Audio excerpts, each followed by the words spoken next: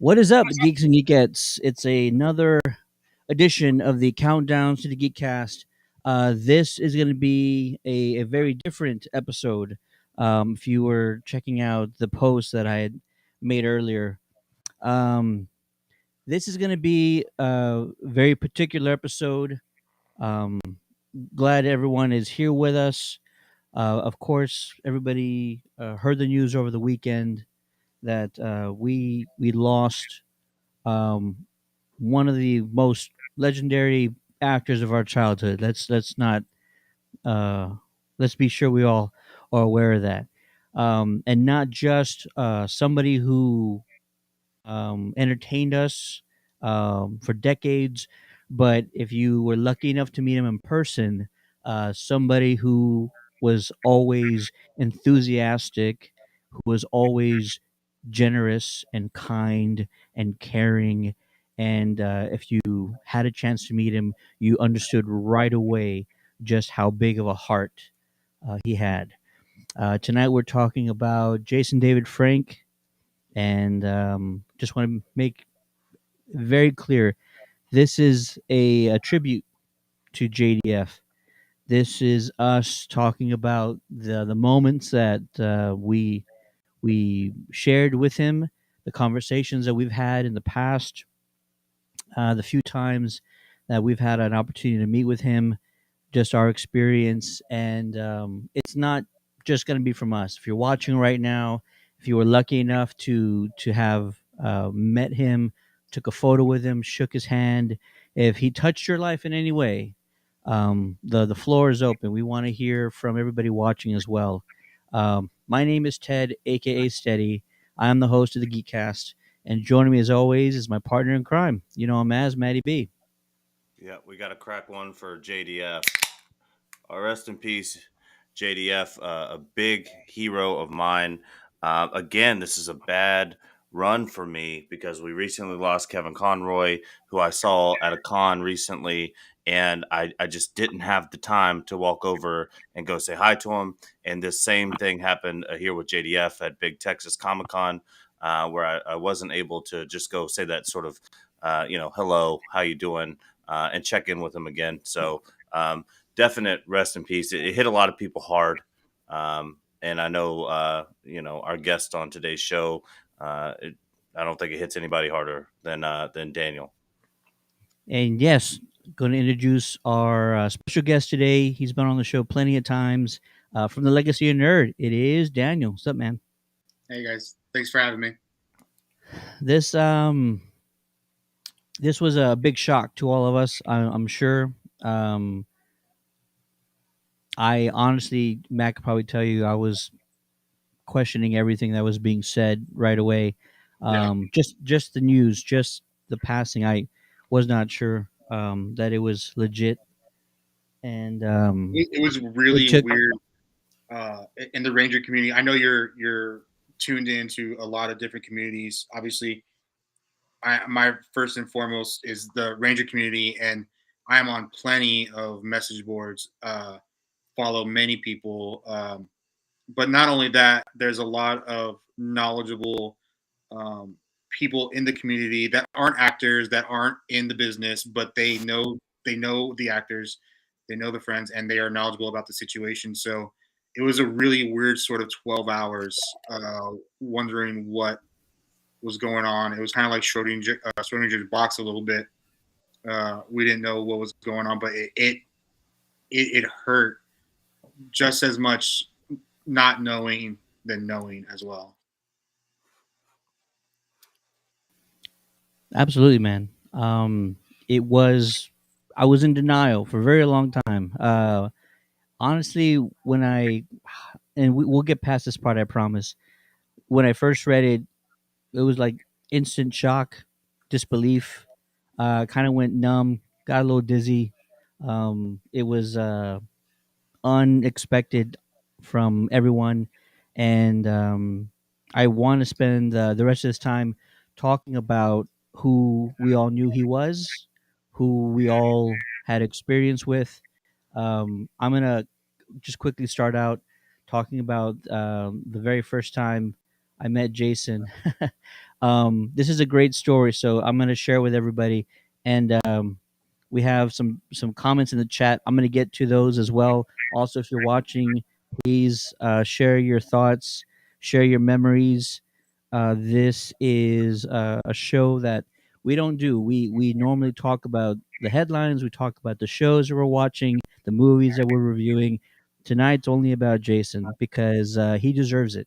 He deserves it, and I have a lot of reasons why he deserves it. So I'll tell this quick story, and I'm also going to let everybody in the chat know if you like to share to share your thoughts, share your memories about him. This was San Diego, 2018. Um, I I've had been going for a few years in a row before the birth of my daughter. Took a little bit of a back seat when that happened for obvious reasons. But 2018, we waited in line overnight, like you do in San Diego, and my son, who at this time is about 11 at this time, he's a troublemaker. He doesn't listen. He doesn't follow rules, and let me tell you how magical this moment was. So we're going into the front doors of the convention center floor, the expo hall, and my son, who's 11, who's a troublemaker, doesn't listen. I lose him instantly. And when I lose him, it's a problem. When I lose him at a convention like San Diego, that's a nightmare, right? That's There's scary. a million, yeah, there's a million people. I'm never going to find the kid. He doesn't have a cell phone at this age. So problems galore. I I kind of and plus we had a plan. We had a plan. Like, look, we're going to this booth first. They got some exclusives. We're gonna go do this. Stay with me. One in one ear, out the other. My son's gone as soon as we go into the doors. I see little head at Hasbro booth. He, he, I'm sorry. I see his head at the Hasbro booth. He's nearby. I go over to him and I'm like, "What are you doing?" And he points to a lady handing out cards. And she says, "Would you like a card?" And I said, "Well, what is it?" And she says, "Oh, this is for a meet and greet with Jason David Frank." And I'm like, "Would I like a card? Of course I'd like a card." So I was trying to be mad at my son for leaving me at San Diego Comic Con, but also I was like, "Hey, you got us a free meet and greet." So I'm like, "Good job, son." And this was my first time meeting Jason, and he was, as I kind of mentioned at the beginning of the show, he was the most enthusiastic, most personable, um, most likable um, celebrity, actor, meet and greet talent, whatever you want to call it, that I had met ever. And he makes you feel so unique. He makes you feel so special. Like the one-on-one time you have with him is just so great.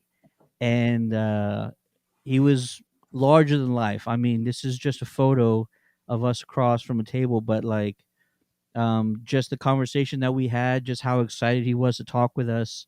Um, my son, who he's seen the first few seasons, he understands who this is, but he doesn't understand what he means to the franchise and how big he is.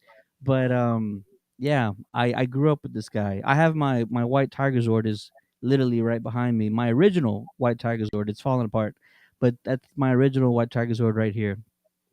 So this is my first experience talking with Jason.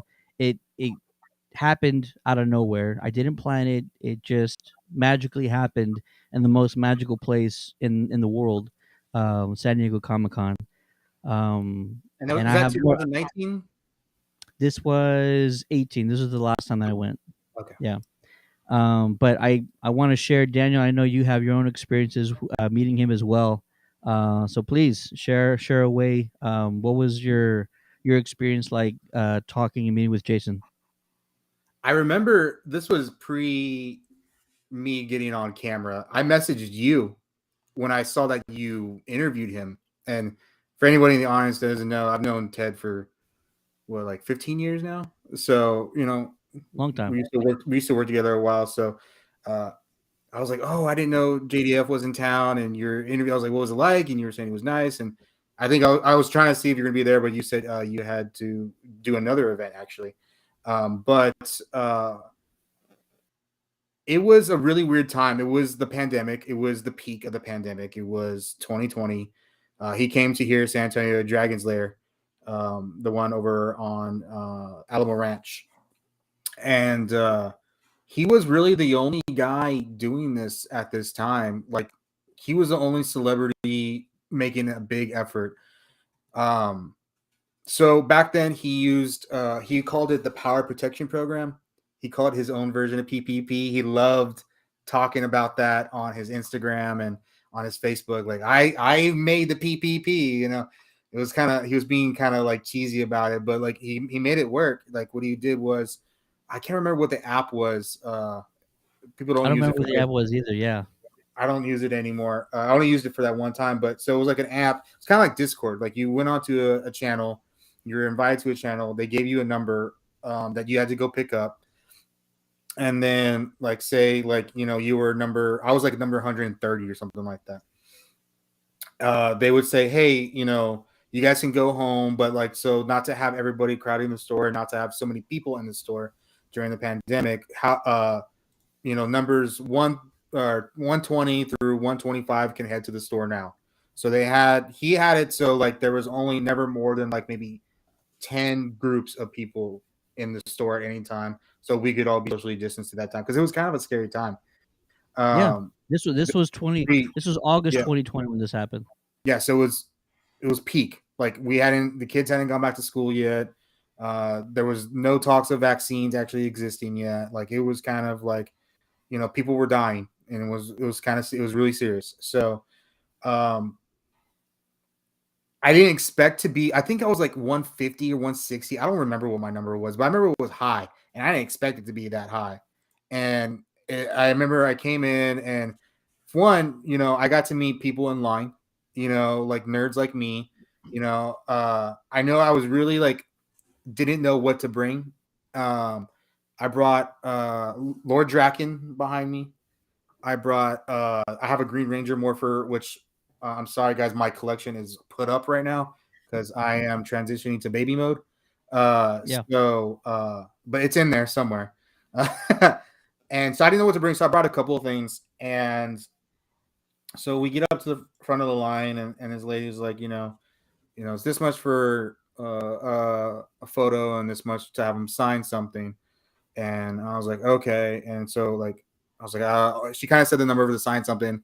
And like, I wasn't expecting it to be as high as it was, but I was like, I was okay. I'll just do one thing. So I handed my fiance my bag, and I think I gave him the power morpher. And he was like, he went up there and he was like, hey, how are you doing? And I gotta say, like, my moment with him was brief. What I can say was that it wasn't necessarily memorable. It was memorable to me, but what I took out of it was that he was a kind person. He was a genuinely good, nice person. I was starstruck and realized I wanted to tell him all these things, and I just like just didn't end up saying anything. Didn't like I don't talk about my personal life any much. I think Ted, you know a little bit about it, but I don't talk about it. But I help my community, and part of me being in that role is learning from him and Power Rangers is to help other people, and that's what I try to do. I wanted to tell him all that. What came out? Hi. That's what came out. And he was like, "How are you doing?" I was like, "Hey." I was like, because I tried to catch him I was gonna try to see him at both the Heroes and Fantasies the day before, and Yeah. I was like, "Oh, I was gonna try to catch you yesterday." And he was like, "I'm glad you didn't come because it was a." He said a different word, but he said it was a crap show. Uh, he said he didn't like how things were going. That Dragon's Lair was much better and how they were handling things. He was much happier there. And I was like, well, I was like, oh, that's awesome. He's like, well, it was really great to meet you. You want to do your photo now? I was like, we do your photo. I was like, okay. And I guess he saw my fiance, she had the bag of stuff she was taking a photo of us. And he's like, "Hey, do you have other stuff in there?" And I was like, "Yeah." He's like, "Just give it to me." I was like, "Are you sure?" He's like, "No, it's no problem, no problem at all." He was like, just hand it over and I'll sign it." And then I think that was the Draken figure that was in there. And this was before the Lightning Collection released the Green Ranger, because of course I would have taken that one. Yeah. But he signed the Draken figure for me. He was like, "Hey man, I really appreciate you. I'm really trying to. I'm gonna be doing this more and more in other cities. Will you just tag me on Instagram?" And I was like, "I don't have Instagram at that time." And I was like, But I will now. I looked at my fiance. She's like, "I'll tag you. Don't worry." And he was like, "Thank you. I really appreciate it." And so that was it. And I was just like, "Whoa." Then my fiance was like, "He's really hot." And I was like, and that was my experience. And I have to say, I'll always remember it. It is small part of my childhood that was satisfied. Uh, to be honest, as big as a Ranger fan as I am, him and David Yost are the only Rangers I've met. So I haven't gone to a lot of Comic Cons. I went to the one that we saw each other, me and Matty B and you saw each other at, but there was no Rangers there. I wanted to go to Big Texas Comic Con. Obviously, I have other expenses right now, and I just thought Baby mode. Yeah. maybe I can try to catch them next year. I know we had talked about me trying to get press credentials at one of these things someday, and see if I can interview somebody. And he is someone I wanted to interview, and I'm going to regret that I didn't get to speak to him more. But I am happy that I got to meet him. He is he is the leader of our community, of our Ranger community, Ranger Nation, whatever you would like to call it. I know Hasbro likes to call it Ranger Nation now. But whether it's funny because a lot of the time in the community, people are like, "Oh, it's another Tommy thing. Oh, it's another Tommy thing," because Tommy sells well. But now all I can hear is like, I just want all the everybody just. I wish I could have met him. I wish I could have met him. That's all I'm hearing right now. And the tributes that I am seeing for him are quite amazing. We can talk about that a little bit later if we like to, but the Ranger community is doing some awesome things to honor him. Absolutely. We have a comment from Noe Lara in the chat. It says, "This hurts. We lost two goats. First, the voice of Batman, and Tommy Oliver, the legend of Power Rangers. Still can't believe it."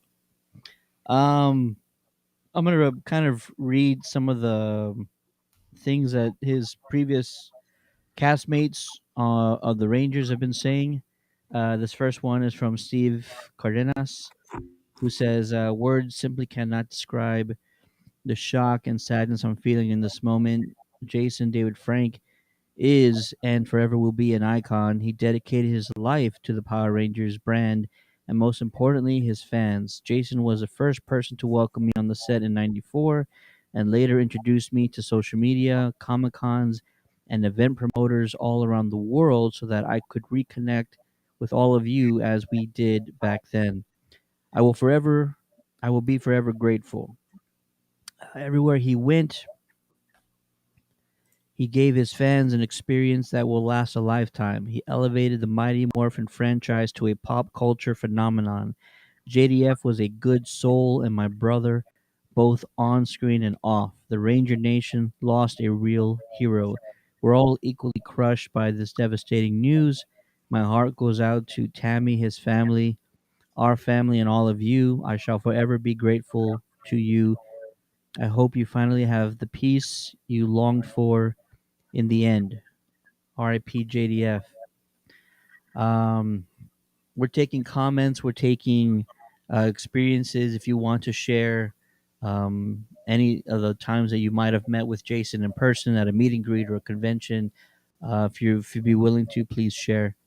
Maddie B, you said you had an opportunity to kind of quickly um, say hi to him at Big Texas Comic Con. How did that go? Well, I've come across him actually quite a few times. The first Mm. time that I ever saw Jason David Frank, it was before 9/11. It was around the year 2000, and I didn't know it at the time, but looking back, this is the time he was actually kind of stepping away from Power Rangers. He was looking for um, he wanted to do some different roles. I think he was kind of trying to do that for 2 to 3 years, but he was still very heavy in um, the martial arts scene. And so I had a friend of mine um, that was heavy into Taekwondo. So his parents wanted me to come with them. We were going down. There was this big Taekwondo competition, and he was a special guest, a guest judge for this taekwondo competition. So I didn't get to meet him, but he was there. And one of the things that was really interesting that I've always remembered about that is, once he gave the scores, the competition was over and everything, the winners were announced. He really went into his Tommy character kind of and talked about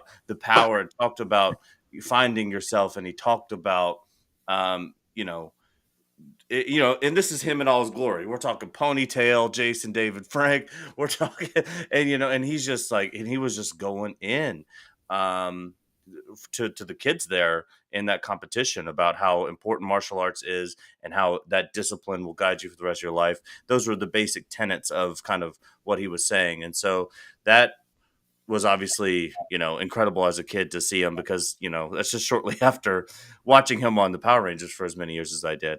And then through several Comic Cons, I would see him if things were getting a little out of control or unruly, or people were pushing around in a line at Comic Cons. I've probably seen him at 6 or 7 different Comic Cons, but he would take command of the situation and say, "Hey, everybody's here to experience the same things. Let's make sure everybody has a great time." He was always kind of in control of those scenarios. He never shied away from it in any way, shape, or form. He was one of the strongest guests you could have at a con, and it's just the energy from him was palpable. One of the best tributes I saw from him to him was from Giancarlo Esposito, who a few months ago, or maybe a month or it's a very short time ago, he said that he had met Jason David for the first time, and was talking about how energetic he was and how inspired he was by how Jason was with his fans. And this is before we got any of this news. This is months ago. And then Giancarlo today had a very special tribute to him on his Instagram, saying, that he's one of the most inspirational guys that he's met. So when you get A-list act, I mean, let's be honest, we love JDF, but he's not considered in the upper echelon of actors of all time. So when you have actors like Giancarlo and some of these folks still seeing and understanding the power that he had with his fans, you can't help but to be, just terribly saddened by the loss there. And he was a hero to all of us. If you lived during the 90s, you got to love Tommy. I mean, you just do. He was actually really good friends with Stan Lee also. Oh, I saw the clip from that on TikTok where Stan Lee was kind of basically saying to him, "The entire Marvel universe is behind you," right? So and that's huge coming from Stan Lee. I mean, the dude his energy was palpable. Yeah. I want to say they might have hung out a little bit at a convention in town. I think they were booked at the same one, and they took some photos together. Because I kind of remember seeing the photos being printed, and I thought to myself, I should probably take one, but I didn't. I didn't. I want to talk about the event that Daniel was at, that he was referencing earlier. So let's go back to 2020. The pandemic was already 4 or 5 months in by this point, and every business was hurting, and especially comic shops. Comic shops were hurting bad, and Jason had come up with this idea completely on his own, that he was going to do meet and greets at comic shops. He put out a message and said, I think he focused a little bit on Texas first, but he put out the message and said, anybody who wants to, reach out to me, and let's do an event, and let's help generate some business for you guys. And he was enthusiastic about it. I mean, he wasn't trying to do this for any other reason other than he needed to meet his fans, and he wanted to help these stores, these comic book stores that were struggling, really, really struggling. 2020 was a horrible year for the comic book industry, and they were really struggling. Um, I had reached out to Jason's people, and I said, I have a store in mind. Um, what exactly do you need? I can, connect you guys and stuff like that. And then I reached out to the comic shop, Dragon's Lair, which we've done a dozen live shows at Dragon's Lair, and they're a fantastic family over there. They're my favorite store. They're my neighborhood comic shop, and I purchased all my comics there. And I reached out to them and I said, "Hey, you guys should really give this a shot. Here's who you need to talk to. Here's the contact info. Let's see what happens." And they got a response back, and they said, "Yeah, we're gonna do it. He's coming here." So I want to say they were the fifth store, maybe in line, maybe the sixth, but it Dude, was I think really it early. was like the third or fourth. It was actually really early. It was really early on, yeah. Yeah. And I I was ecstatic because I knew these people. I knew the owners of the comic book shop, Dragon's Lair.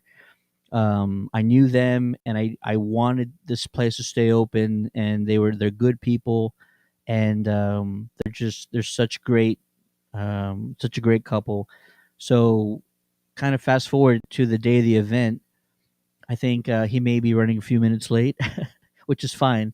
But I wanted to talk to him. But we were going to do a stream, and we had set it all up. And his people said, "Yeah, he'll do the stream before the show starts, before the actual event starts." And I was ecstatic. I was just like, "This is the moment I've been waiting for. If this is my last interview ever, then I'll be happy. Like it doesn't get any better than this for me." Um, this was a time when we already talked about it, pandemic, social distancing. They had to limit the number of people that were inside buildings. And Jason, on his own, he came up with a system. We already talked about it a little bit, where there wasn't a lot of people inside, and you could go about your day and go shopping, do whatever, have a bite to eat. When you get a text, it says, you got come by the shop, wait in line, and it was great. It was fantastic. He came up with a system on his own, and it worked wonders. The reason why I want to bring this all up is because my interview with him was great. I loved every second of it. He was so excited. We didn't really rehearse anything. We just went into it, and it felt completely natural talking to him, and he was so excited. And then I got there, I want to say maybe 10 o'clock or 9:30 in the morning. The event itself, this is very important for everybody who's watching. This is very important. The event itself probably started around 10 o'clock, I would say. Daniel, I don't know if you remember the exact time, I but I want remember to say people were lined up like at 8 a.m. yeah. So I think he started meeting with people at about 10.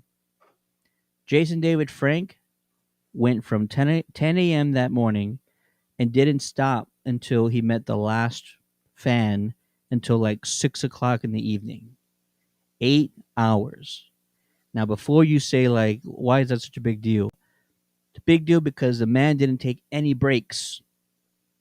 The staff at the comic book shop, they offered him food. They said, "Hey, you want to take a lunch break? Do you want to take a break? You've been meeting with people nonstop for hours." He said, "No, I'm good. We're gonna go all the way until we meet the last person." He told it to me. He told it to the staff, and you don't ever meet somebody like that. You don't ever meet somebody who says, like, "I don't care if I don't eat. I don't care if I'm tired. I am going to stand here and I'm going to sign every autograph and I'm going to shake every hand and take every photo, and everybody's going to be happy." And I talked to him on and off camera and in between stuff, and people who were there, they could probably attest. Daniel, you said it yourself. He always signed stuff. He always took photos, even if you didn't have the money.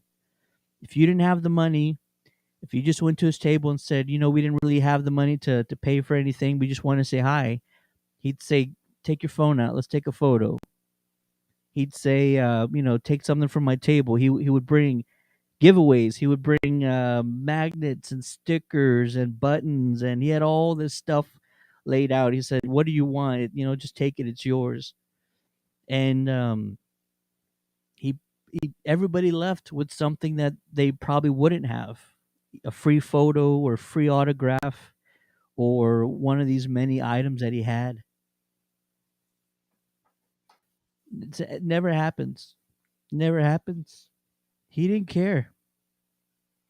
And that's it's a good point to talk about too, especially because you're like Daniel brought it up earlier. We cover a lot of this stuff. We go to a lot of cons, and and this isn't taken away from any of those the big headlining artists at these cons. They go through stuff too, um, but not all of these guys at these sort of the lower tier celebrities, if you will, on these tours are extremely rich. um, the Comic Con, it's a grind for them, and you can see it sometimes when they're giving all of their love, and maybe they're not taking enough for themselves. It's an important time to talk about the mental health aspect of this as well, because you would never know from being at one of those cons, because he's such a consummate professional, that he would never show that.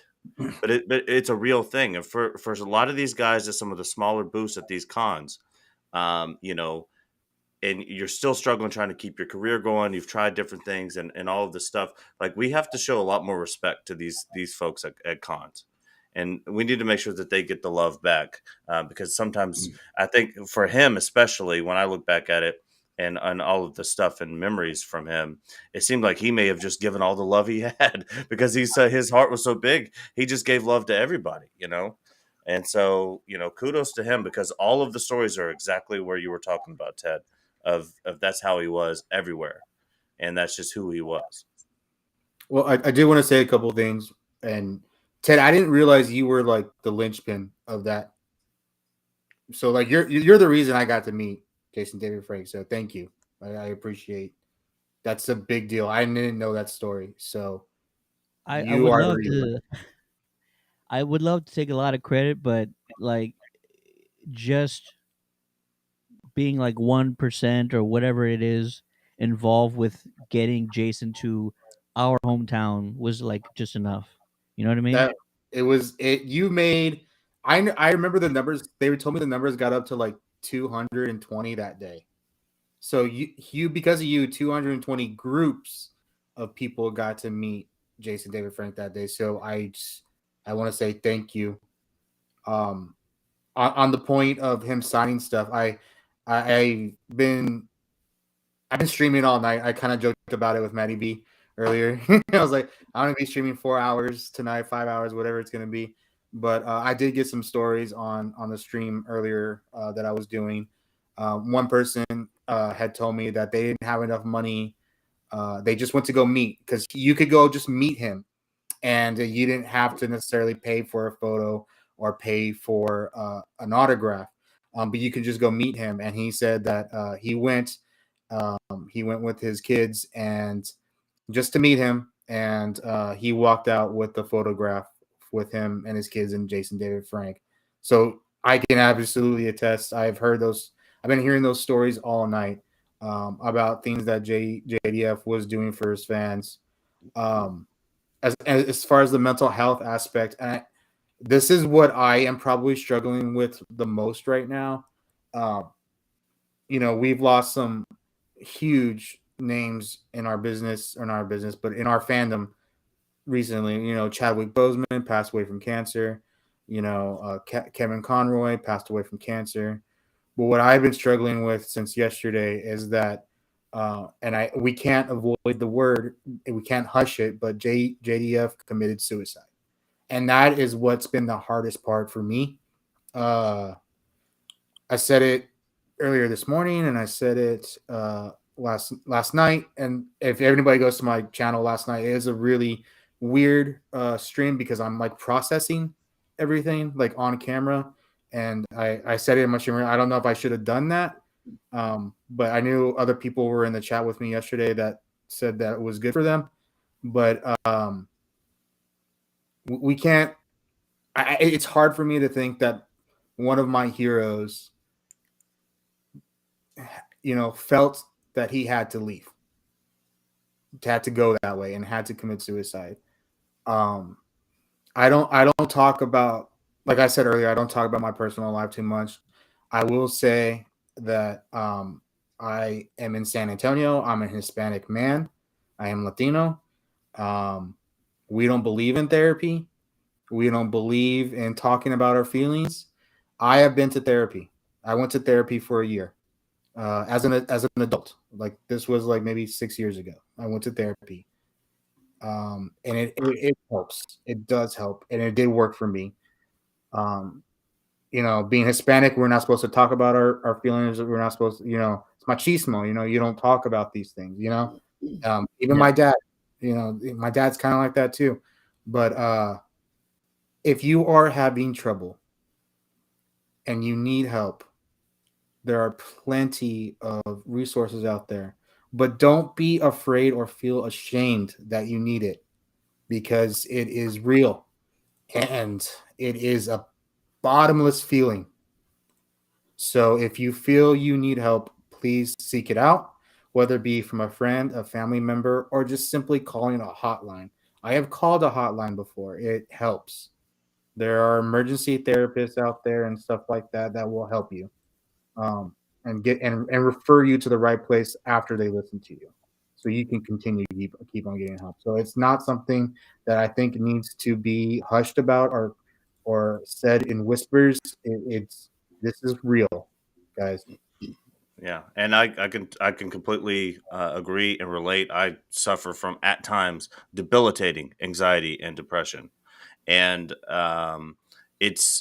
for folks who aren't going through it, it can be difficult to understand how convincing you can be to yourself, and how pervasive thoughts can become, and feelings of impending doom, feelings of inadequacy, feelings in that nature are often the quiet storm inside, while the ship sort of braves the front.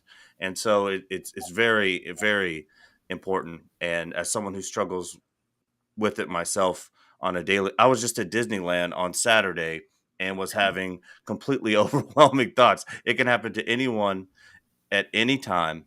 And talk to your friends, give them hugs, show them love.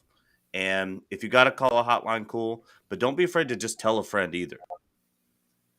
If you don't want to call and talk to a stranger, don't be afraid to bring this stuff up to your friends and your family. Ted can attest. I will talk to him about it. To him, I'll talk his ear off about it sometimes. Sometimes that's the best therapy. Don't hide it, and show it. And it really has helped me through a lot of those struggling things too. And it is tough to lose a hero. I felt the same way. Um, um, why am I blanking on the name now? It's one of my heroes too. The lead singer of Linkin Park. Chester Bennington. Chester Bennington, yeah. Very similar situation for me. Again, this the pervasive thoughts, right? But a very similar situation to me, where you would never think that somebody who was famous and all these things, if they can struggle, then everyday people, can definitely struggle too. And I know a lot of I've been hearing a lot, and people have been messaging me lately, fans just of JDF, not on mine. I only have friends, but fans of JDF have messaged me and commented on some of the things and saying like I have been crying all day, and I don't understand why. Like I've never even met the person, or I just met him briefly. I am right there with you. Like, I don't understand, but it's happening. Like I'm feeling this too. You know, um, so don't feel ashamed. I know people felt like this. Man, I remember when Michael Jackson died, and people were talking about feeling like this, and Chadwick Boseman died. But I feel like JDF being a big part of a lot of people's childhoods and continue to be in part of their adulthoods as well, being because he gave us access to him, and he continued coming back to the brand for people to see. um, don't feel silly that you feel like this. It's an odd feeling, I'll tell you that. I said it before, but it feels like I lost an older brother. That's really what it feels like. It's weird, but you're not alone in it. It's okay to be sad. Luckily, we have a lot of things to honor him with. Beautifully said, man. Jennifer Nix is in the chat. She says she just met JDF this past June for the first time at a local comic book collectible store. He seemed like a really cool guy. News was devastating, and that she loved Mighty Morphin Power Rangers as a kid. Rick, a good buddy, Rick Kane, biggest hockey fan you'll ever meet, says, even though I didn't watch Power Rangers, this is very sad, even for people who might not be fully aware with it. Donnie Pearson's in the chat saying, hello, Ted, Matty B, and Dan and all. Hope everyone's weekend was well despite the passings of Kevin Conroy and Jason David Frank. This is my first time watching your stream. Welcome, Donnie. He continues by saying he just uploaded a YouTube vid called Rest in Power, Jason David Frank. Appreciate you sharing that, man. We will be sure to check it out. Spooks is in the chat saying, this hurts bad. I got to meet him a couple of times. He had an energy that was like no other. Every interaction I had with him meant so much. He was such a huge inspiration. His memories will live on long. Um, Jason, for those who might not know, was a father. He had 4 kids. He was a husband, and his legacy is gonna live on forever. He was an absolute force. He just had so much energy, and I think in his head ever, like every idea he had was just solid gold, and it was gonna work, and he ran with it, and he was gonna push it and put in the time and put in the effort until it worked. Any You idea remember that he his had, YouTube reality show? very vaguely, yeah. He did it. He saw the Kardashians and he was like, "Why not? Why can't I do it?" And he Yeah, did it. yeah, and it wasn't like it was just at an odd time for YouTube. Like Yeah, that could have taken off. I think because I remember that as well, and also just the pure ballsiness as what some fighters would be considered to be a nerdy thing. He's just celebrity star from a kids TV show, and it's a very ballsy thing to actually enter the MMA fighting game from that stature and try to compete hard and show what you have on a real level. Like this isn't all just sparks and bullshit. I know how to do this, and I can fight you if I want to. And I thought that to me that was always one of the coolest things that he ever did was um, to try to enter that game and to go in there and actually fight in the octagon with where he was sort of pop culture wise. I thought was extremely ballsy. I don't know that I have another example of that other than maybe like I have Jake two. Paul. Oh, oh. But no, what's the other one? Uh, do y'all remember when he knocked out Jean Claude Van Damme? Oh yeah, dude. Yeah. These are nuggets for the. This is like Internet 1.0. You're pulling back out all these memories. And I remember when he challenged CM Punk to a fight. I remember that. Yeah. Yeah. Yeah. Um. But no, he was an incredible dude. What is your favorite um moment from the Mighty Morphin Power Rangers series or movies, Daniel? If you had to like the number one like Tommy moment, like you get to pick one Tommy moment, and that's the only one you're allowed to watch. Uh, okay. So I thought I couldn't figure it out, and then it came to me instantly. So it's got to be it. Yeah. It's called it's the episode. It was a uh, 2 episodes. It's Return of the Green Ranger. This was after he had lost his powers initially. The Rita and Goldar, no, Zed and Goldar stole the 5 Power Rangers, the main fives. They stole their parents from a Halloween party, and they bribed, or not bribed them, but blackmailed them and said, "We'll return your parents if you hand over your power coins." And so, the red, pink, black, yellow, and blue Rangers hand over their power coins. Um, at the end of the episode, they're like, of course the evil Zed and the Goldar didn't return the parents, and they're all in the command center, and they're like, what do we do? We don't have our power coins. We can't access our powers. And Jason pulls out the Green Ranger power coin and says, not all of them. And then you see like Boots walking into the youth center, and it just pans up, and he's like, it's Tommy, and it's like, where is everyone? And then it goes, go Green Ranger, go, and then it cuts the credits. Best moment ever. Not even in suit. He says one thing, and it just go Green Ranger, go. Goosebumps every time. I could watch those 5 seconds over and over and over again.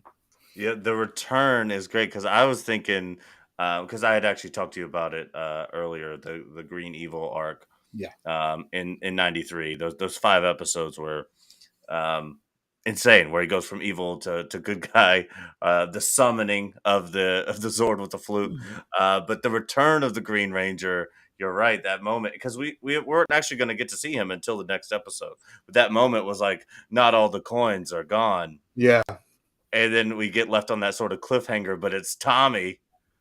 It's insane. That has to be one of the best moments for sure. It is so cool. I can literally like put it up on YouTube and just replay it over and over. But it's because I mean he had his own song. He had 2 of his own songs were his. Mhm. He's the only Ranger that has 2 of his own songs. So even the Gold Ranger when he came in later, and that was Jason. He had a song, but he only had one. Tommy had 2. So Yeah, and the best tornado kick in the game. the By far, corkscrew yeah. kick from the movie as well, Yeah, where it's like weird. He's like, eh. yeah. I'm gonna So read a do you like couple them? of I'm gonna read a couple of other comments from the cast. This one from David Yost, who says, "My complicated friend, you had my heart on day one. So intelligent, so funny, so energetic, a light so bright, a force like no other. You shaped and transformed so many lives. I know you can now see the truth of the glory that is you. Thank you, thank you, thank you." And Austin St. John was actually doing a live video earlier, and Beef, all put to the side. All he had to say was, "Once a Ranger, always a Ranger," and that's it's pretty big coming from him.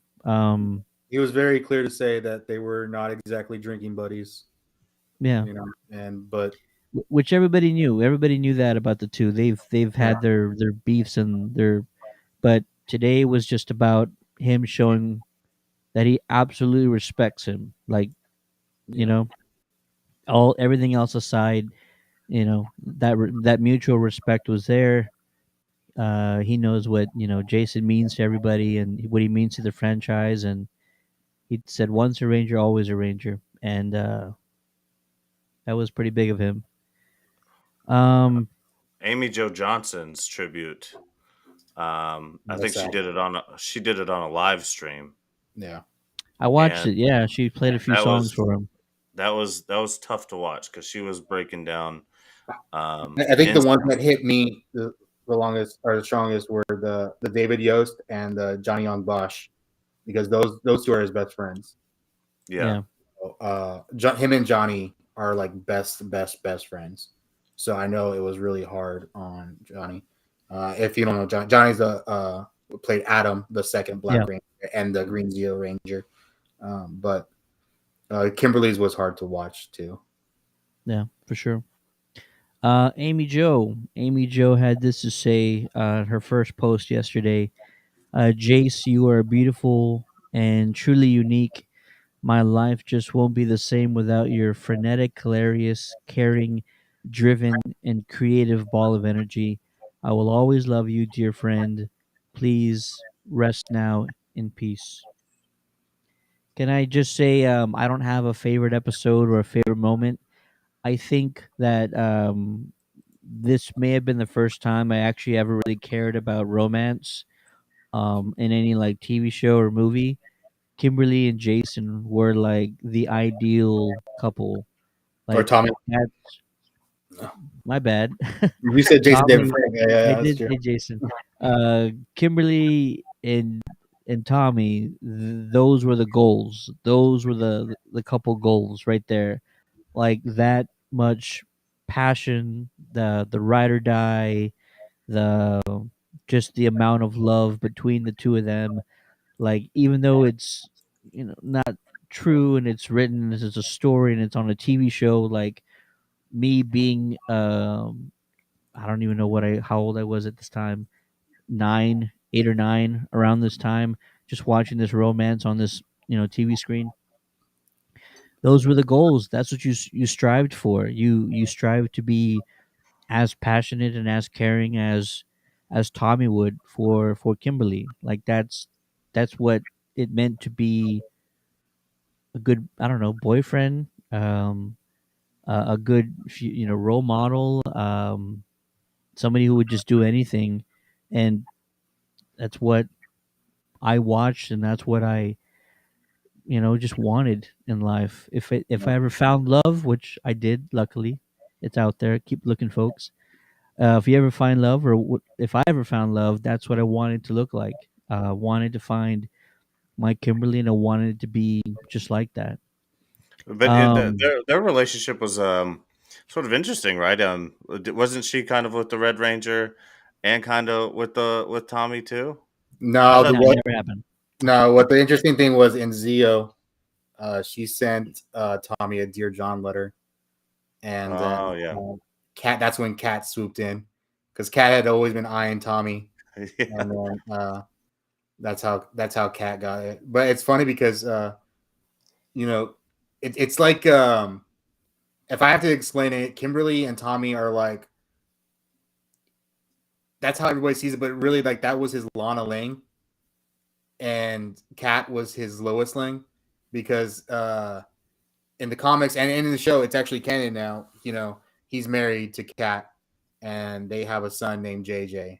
Uh, Tommy and Cat do in the comics and in the show. Ninja Steel that was confirmed as well, and JJ is named after Jason for the Red Ranger. Um, so yeah, he definitely had healthy relationships. Uh, there's a lot of rumors about whether when she came back in Turbo for the movie, and she came back with Jason, whether the Dear John letter was because she left Tommy for Jason. Oh wow, Apparently, that may have been part of the writing. Um, because weren't they caught scuba diving? yeah, Was that the same exactly, one? Yeah. Yeah, exactly. I thought they were just friends. Yeah, I think there was some things cut out of that movie, but there's been rumors that that was part that she ended up with Jason. Let's see here. Um, Legend of the White Dragon was a big project he had been working on for many years, right? Legend of the White Dragon is a rough spin-off of the Power Rangers. It's not. It's not. So I guess what it is It's inspired by is yeah, what's true, but inspired. It's not in any way tied to the original franchise. and apparently this is like the third iteration that we're gonna see. Interesting. Hasbro swooped in and said it was too similar, and you need to change it. So this is the Yeah, third of the script that we're gonna be getting.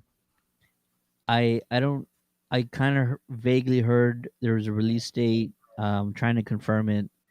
I thought it was going to be the end of this year, but I think it's maybe February or March of next year.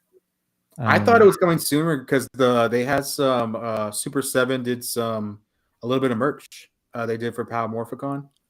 oh, So nice. there's an official Legend of the White Dragon figure from Super Seven that was a Power Morphicon exclusive. Let's see here. The most recently, this looks like this was released. This article was released yesterday. It will be released next year. I kind of heard that there was going to be a March release.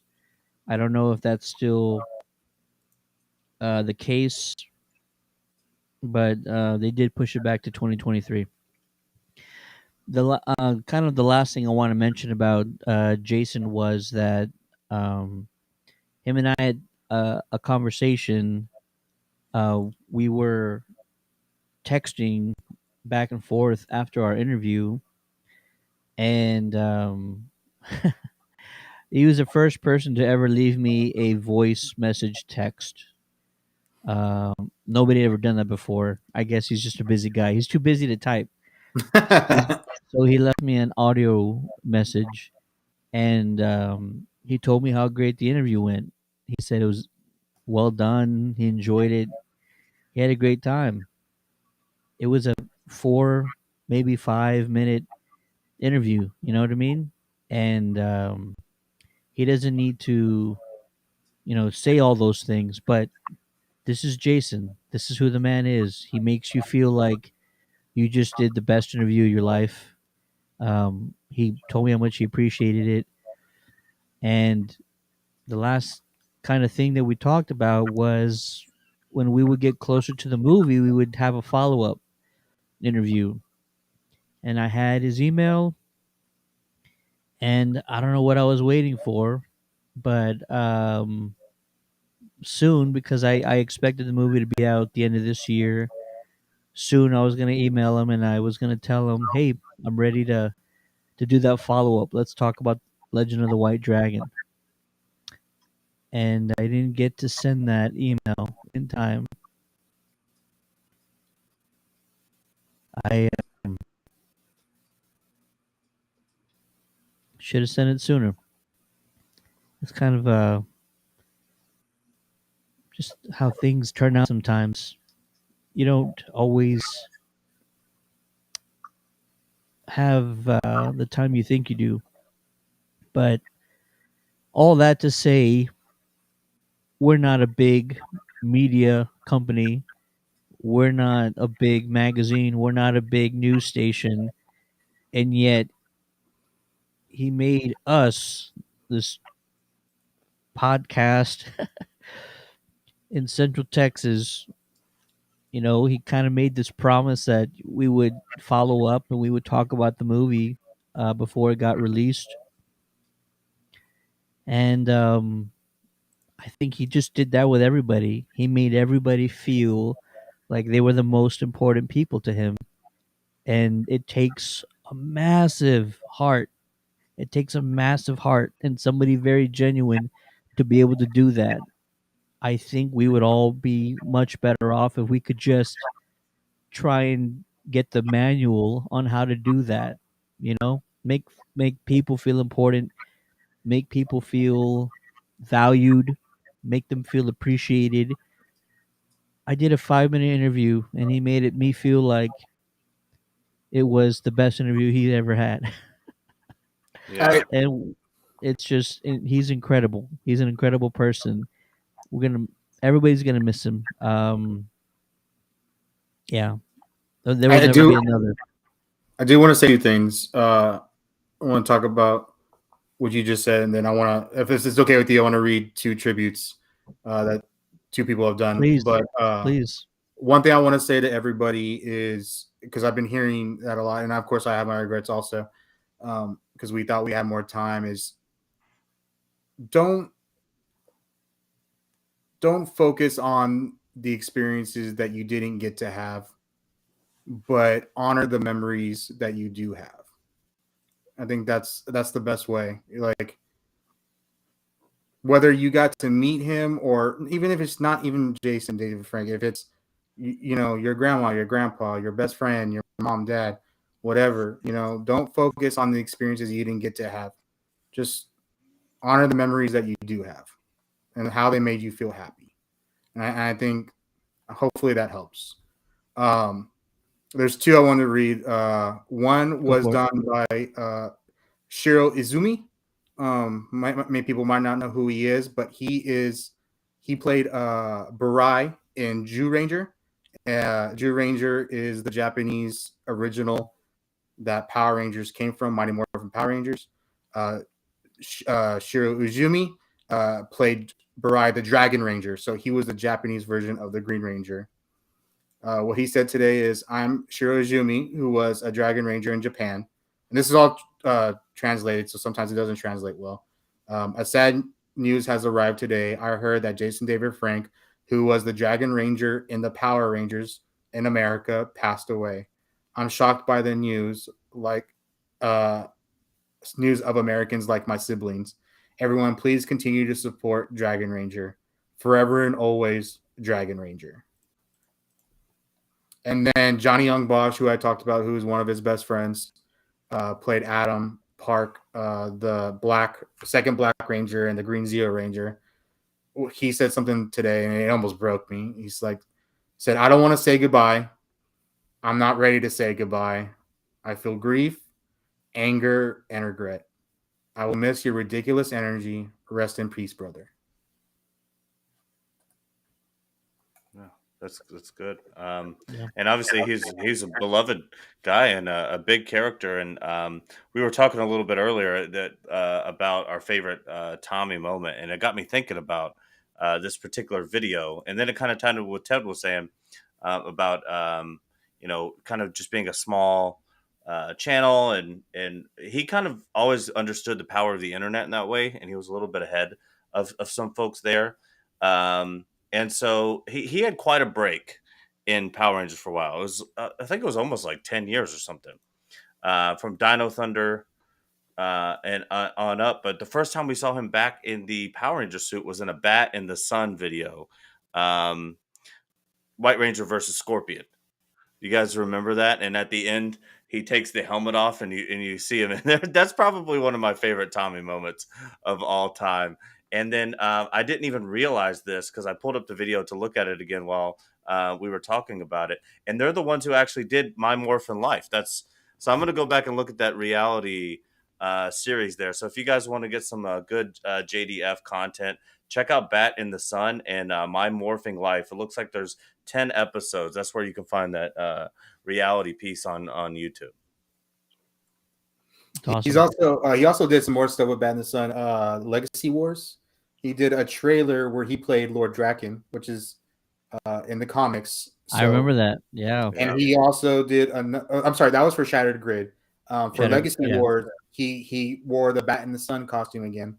And then Bat in the Sun made the Power Rangers versus Street Fighter short, which coincide with the video game. So he's come back with Bat in the Sun plenty of times.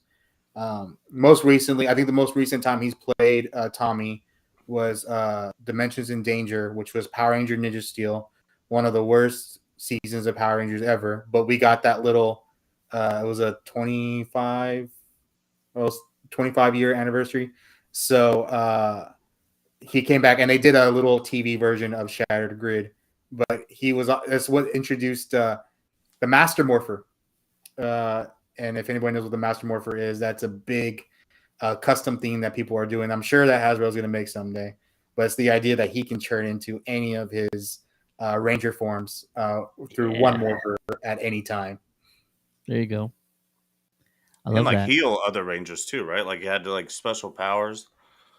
The Master Morpher, if I remember correctly, but maybe there not. were some things in the Soul of the Dragon comic, but I don't remember everything. But I know the Soul of the Dragon is what they're primarily focused on. That's supposed to be what's like the inspiration for the Legend of the White Dragon. Awesome.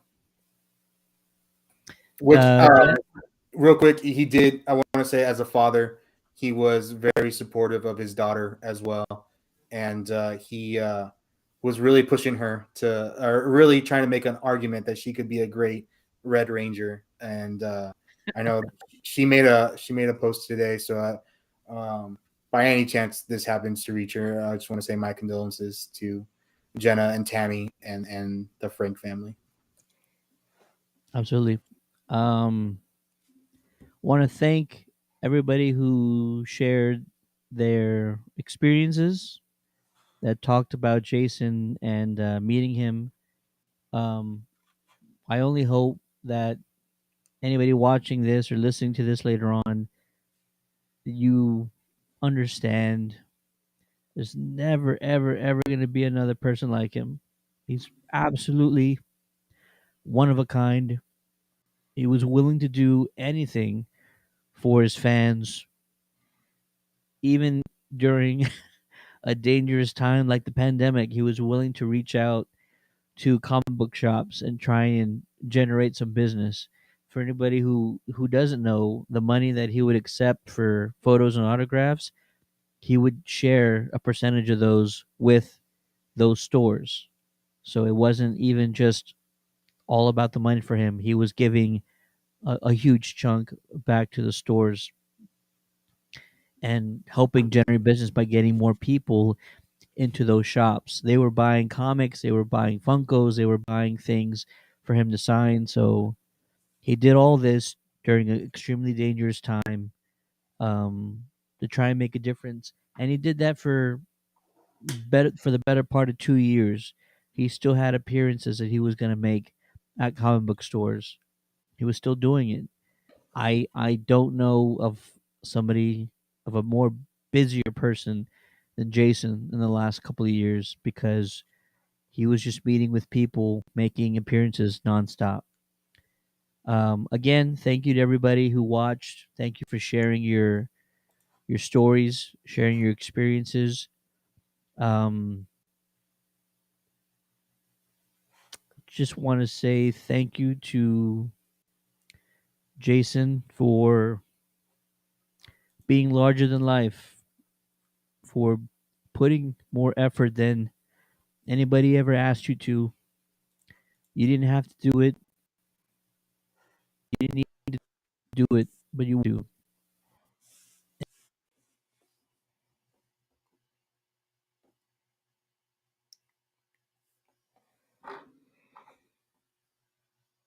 Well, there he goes. Zordon called him up, Ted. You earned your spot.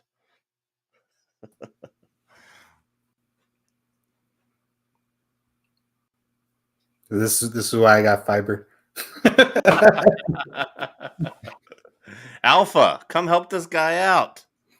Before we sign off, I know Ted's gonna try to reboot real quick to sign off properly, but again, if you are having any issues, if you are feeling, you know, depressed or sad, or you don't know how to handle things, I implore you, please, to reach out and try to ask for help. Like I said, it is not shameful. It is not embarrassing. People need help sometimes, and that's how it works. Um, like I Yeah, said, I and go ahead. you can dial 988 at any time. So 911 is an emergency number. Dial 988, and I'll throw that into the chat here. If at ever any time you're feeling down or out, 988 on your phone and talk to somebody. Anything's better than taking your own life. It's just the fact of the matter. It's always a better option. So I didn't mean to cut you off. I just want to make sure No, that they know that quick 3 digits. It's really easy. that's awesome, man. That being said, Jason David Frank was uh, everything Ted said. He was the pillar of an entire community, and he owned it. He loved it. He embraced it. He was a great person to meet. Like I said, what I took away from meeting him just this one time, like he was a nice person. He was a good person, and whether it's those 5 minutes, I felt like it was just me and him in that store for 5 minutes. So and he didn't have to. I know there's definitely been other ones that I have met, and they sign your thing or they take their picture and they push you off and you're on to the next. Jason David Frank definitely took his time. Um, so anyone that's out there, like I said before, if you feeling odd because this is affecting you, I want you to know I'm right there with you. Like I feel like I lost my brother and to a man that I hardly knew or didn't know. Like I just met him for 5 minutes. He's saying hardly knew because I feel like I did know him, and it's just a really strange feeling. So um, if you need to talk, you can reach out to me. I'm on Instagram with the Legacy of Nerd. I am on TikTok. I am on whatever. I don't want to plug myself, but I'm on a social platform. You can find me just the Legacy of Nerd. If you need to talk to me, or if you'd like to talk to any of us, I'm sure anybody here will be willing to talk to anybody going through something and help if we need to. Yeah, and again, that number is in the chat, 988. It's simple, three numbers. Get that help if you need it. There's many others as well. I'm certainly willing to talk to anyone who is going through struggles. Again, I struggle with anxiety and depression myself. Again, debilitating at times. It's convincing. Um, it's crazy what it can do. But again, I'm not a mental health professional, so seeking help, asking for help is always going to be your best bet. And stay alive and stay safe and stay nerdy. You know what I'm saying? And keep tuning into our shows. Thanks, guys. Technology, right? Um, exactly. I'm gonna piggyback off these guys before we end the stream. Depression, it's not real, and I know that sounds weird, but it is. It's not as real as you think it is. It feels real. It's it is it's a disorder, a mental disorder. In most cases, you can get through it. You can get past it. You can come out of it. Uh, please do reach out to your loved ones when you are not feeling okay, because your mind can trick you, your thoughts can trick you, and please know that you mean something to somebody. You don't feel like it, but there's someone out there, there's people out there that are that you are very important to, and those are the ones you have to call in those times. I want to thank everybody one last time for joining us, sharing your experiences, your thoughts, your comments about Jason David Frank. Our thoughts are with the entire uh, Mighty Morphin Power Ranger fan base. Our thoughts are with his family, his wife, his kids, especially his daughter. Our thoughts are with the cast, all of his friends that he worked with, everybody whose lives that he touched. Um, we're all better for knowing him or just meeting him. I can honestly say that. And there will never be another Jason David Frank. That's for damn sure. And I want to thank everybody again. Have a great night. We love you all. We love you, Jason.